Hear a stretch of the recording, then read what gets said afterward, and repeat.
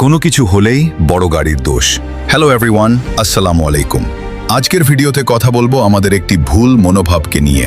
রোডে বাস বা ট্রাক দুর্ঘটনা হলে বা অন্য কোনো ছোট যানবাহনের সাথে কিছু হলেই আমরা সত্যতা যাচাই না করেই বড় গাড়িগুলোকে দোষারোপ করে থাকি, যা এক কথায় মূর্খের পরিচয় দেয়।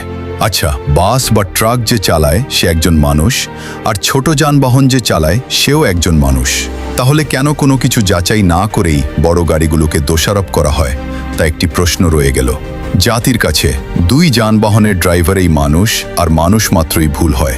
তবে অন্যায় সেটা হয় যখন যাচাই না করেই একজনকে দোষী বানানো হয়। ছোট গাড়ির ড্রাইভারেরও ভুল হতেই পারে, এমন তো আর না যে সে রোবট, তার ভুল হবেই না। তবে এটা শুধু যানবাহন বা পরিবহন জগতের জন্য না, ব্যক্তি জীবনে আমরা এরকম ভুল করে থাকি। আসুন একজনের উপর দোষ চাপানো থেকে বেরিয়ে আসি, কারণ এক হাতে তালি বাজে না, এবং সত্যতা যাচাই করি। কার ভুল এখানে? এখানে কারো পক্ষে বা বিপক্ষে ভিডিওটি বানানো হয়নি, শুধু মায়ের শিক্ষার জন্য বানানো হয়েছে। আর চ্যানেলটি সাবস্ক্রাইব করে পাশে থাকার অনুরোধ রইল।